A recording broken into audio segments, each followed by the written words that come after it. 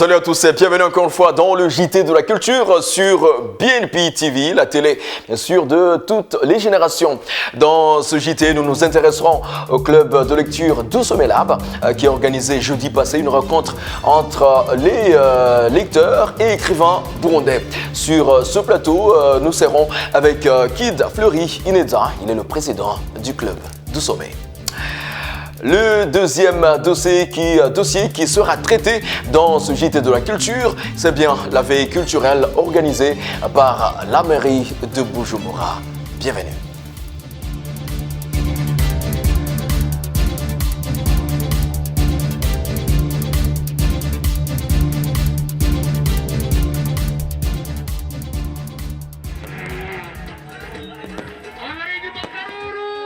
Comme je le disais dans les titres, le club de Sommet Lab a réuni les écrivains et lecteurs burundais pour échanger sur la promotion de la lecture au Burundi. Une occasion aussi de lancer le concept Book Swap. Plus de détails, c'est dans ce reportage. C'est dans le but de promouvoir la culture de la lecture que le club de Sommet Lab a réuni les écrivains et lecteurs jeudi dernier à Wahidi Café. Jeanne d'Arc Ndowayo et Divin Spencer, deux panélistes invités dans l'événement, ont mis l'accent sur l'importance de la lecture tout en donnant plus d'éclaircissements entre les livres numériques, livres papier et les podcasts. Lors d'échanges, un nouveau concept dénommé Book Swap a été introduit avec pour but de faciliter l'échange des livres pour promouvoir la culture du partage. J'ai beaucoup apprécié l'événement, surtout le format qui a été offert, format discussion, panel aussi, les personnes qu'on a reçues, les personnes publiques en fait, qui ont donné leur avis, qui ont présenté un peu le sujet du livre et le sujet livre numérique, puis audio. Puis j'ai aimé aussi les échanges qu'on a eus en fait, comment chaque personne a donné son opinion par rapport à ce qu'il a déjà expérimenté par rapport au livre en quelque sorte. Puis ça m'a en quelque sorte aussi changé mon point de vue par rapport au livre audio et numérique. Livre papier, je pense que c'est toucher le livre. Puis l'habitude aussi, je pense, ça fait plusieurs années, ça fait depuis longtemps que je lis un livre papier. Je pense que c'est l'habitude. J'ai déjà essayé le livre numérique. J'ai trouvé ça moins intéressant, je trouvais ça moins pratique, mais je pense qu'avec l'habitude, puis surtout qu'on n'aurait pas le choix pour certains livres. Il y a des livres qu'on ne peut pas du tout trouver en version papier, qu'on aurait juste accès en version numérique. Donc je pense que j'aurais pas le choix à un certain point de lire des livres numériques aussi. Au Burundi, c'est pas facile, mais récemment, j'étais allée à l'Institut français. J'ai découvert en fait qu'ils avaient des livres en fait qui avaient gagné certains prix comme Gemina, etc. Donc j'ai vu que déjà ça, c'était intéressant de pouvoir avoir accès à ces livres-là. Moi, ce que je trouve déplorable par contre, c'est de ne pas pouvoir avoir accès à des livres d'auteurs africains ou burundais. Moi, c'est vraiment ça. C'est vraiment ma passion du moment, c'est de pouvoir lire des livres d'auteurs burundais et africains qu'on ne trouve pas souvent. Et c'est dommage quand même. Mais sinon, c'est pas facile de trouver les livres. Il faut commander. Si quelqu'un arrive, tu te commandes à l'extérieur et tout. Donc, ouais. C'est vraiment une belle initiative. Franchement, j'étais vraiment contente. Je ne connaissais pas avant. Mais l'idée de pouvoir échanger sur un livre en particulier, d'échanger avec d'autres personnes, je pense que c'est un plus après la lecture. Parce que des fois, on lit, puis c'est comme la lecture, c'est comme si c'est solitaire en fait. Tu aimerais échanger avec quelqu'un, mais si tu parles du livre que tu as lu, c'est pas la même chose que quand tu en parles avec quelqu'un qui l'a pas lu qu'avec quelqu'un qui l'a lu. Mais si tu discutes d'un livre avec quelqu'un qui l'a déjà lu, je pense que c'est très enrichissant. Puis j'ai hâte à leur deuxième rencontre qui aura lieu dans 2 semaines pour pouvoir justement voir le livre qui sera choisi pour la lecture plus tard. Vous saurez enfin que le prochain rendez-vous est prévu jeudi prochain. Moi, oui, on est 3. Et bien sûr, pour en parler, comme je le disais au début de ce JT de la culture, nous serons avec le président de Sommet Lab. En attendant, le week-end était aussi dominé par la soirée culturelle qui était organisée par la mairie de Bujumbura, soirée à laquelle étaient invités les membres de la diaspora et plusieurs artistes et groupes culturels burundais. Suivez.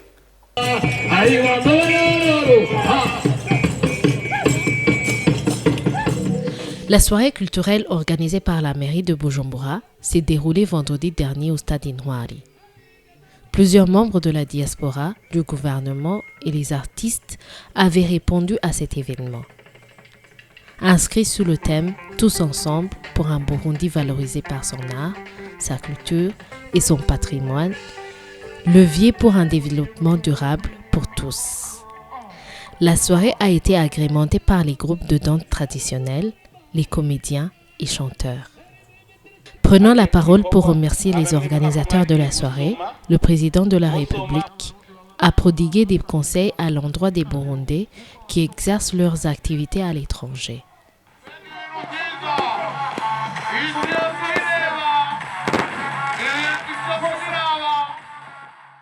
Et comme je le disais au début de ce JT, je suis bien sûr avec Kid Fleury Ineda. Il est le président du club du sommet Lab. Il est avec nous sur ce plateau. Bonjour Fleury. Bonjour Yann. Oui, c'est un grand plaisir de te retrouver, d'être avec toi sur ce plateau du JT de la culture sur BNP TV. Un plaisir vraiment partagé. Oui, et nous allons bien sûr parler de votre club, le club de lecture du Sommet Lab. C'est quoi justement, c'est quoi du Sommet Lab et c'est quoi l'idée derrière la création de ce club de lecture au Burundi? Merci beaucoup pour la question, Yann Santana, mais je vais juste relater un peu l'histoire de Sommet Lab. De Sommet Lab plutôt, c'est juste un concept qui est né en 2017. Premièrement, en 2017, on s'est dit, mais pourquoi est-ce qu'au Burundi, on ne retrouve pas, je dirais, un centre d'échange autour des livres, autour des idées. Et c'est là d'où est venue l'idée. De Sommet Lab n'a été créé qu'au début pour promouvoir la culture de la lecture au Burundi. Et qui dit lecture, qui dit aussi écriture. Et donc on a choisi comme support le livre et choisi comme stratégie le débat autour de ces livres. Et c'est là d'où jaillissent les idées.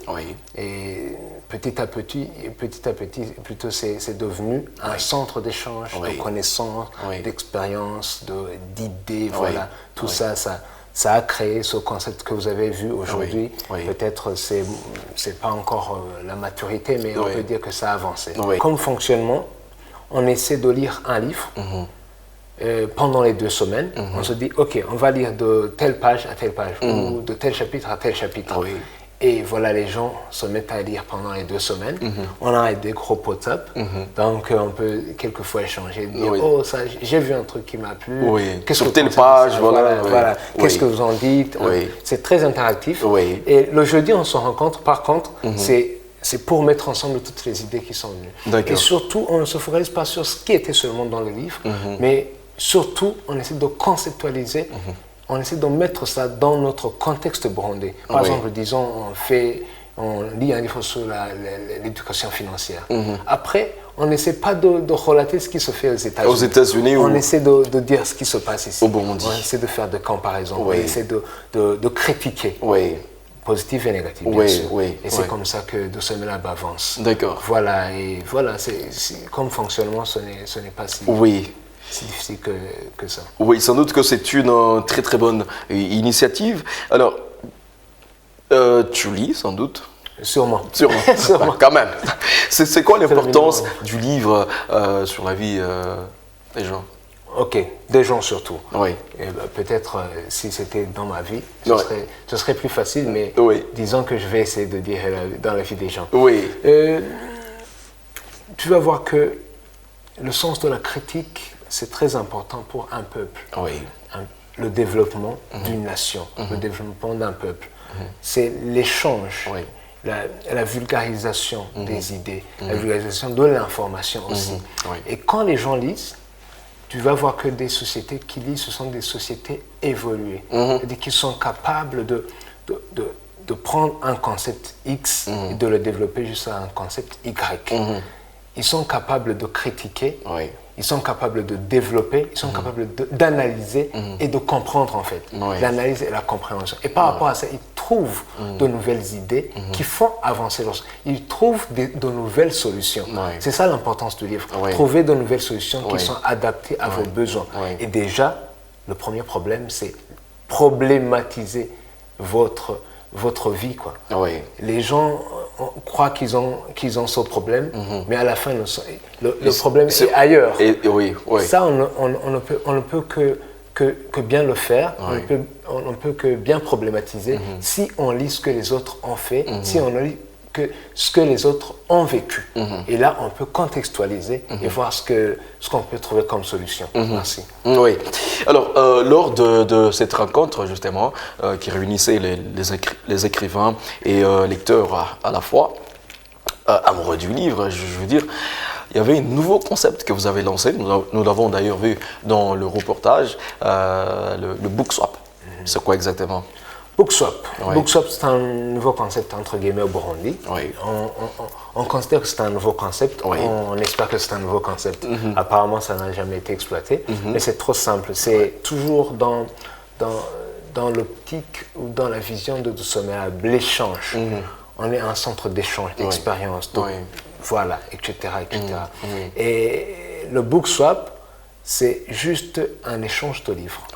Le concept de book swap, c'est... Donc si j'ai un livre, tu as un livre. Voilà, on se rencontre dans un lieu donné, on met sur table nos livres, et après on fait un tri, et on échange des livres. Tu prends un livre qui a été ramené par une autre personne, parce que tu as ramené un livre que tu as fini de lire. Et là, tu as un nouveau livre, et comme ça, tu n'as pas acheté d'autres livres. Tu te rends compte qu'après une année, tu as toujours un nouveau livre à lire. Quand tu as fini celui-ci, voilà, c'est dans le même cadre d'échange de connaissances et de voilà. Oui, alors aujourd'hui, il y a des livres papier. Beaucoup sont plutôt encore habitués à ces livres-là, livres papier imprimés. Il y a également des livres, avec la technologie, il y a des livres numériques. Et en plus de cela, il y a encore les podcasts. Voilà, c'est quoi la différence entre les trois, en fait? Ok, merci. Disons que je vais mettre ça dans deux catégories. Classique et digital. Aujourd'hui, on est dans l'ère de la digitalisation, transformation digitale. Tout est transformé digitalement parlant. L'agriculture est transformée. On essaie d'introduire la digitalisation dans l'agriculture, dans l'éducation, dans les procédures administratives. C'est plus comme avant, on essaie d'introduire. Tout ça sont de bons concepts et le livre aussi n'est pas resté en arrière.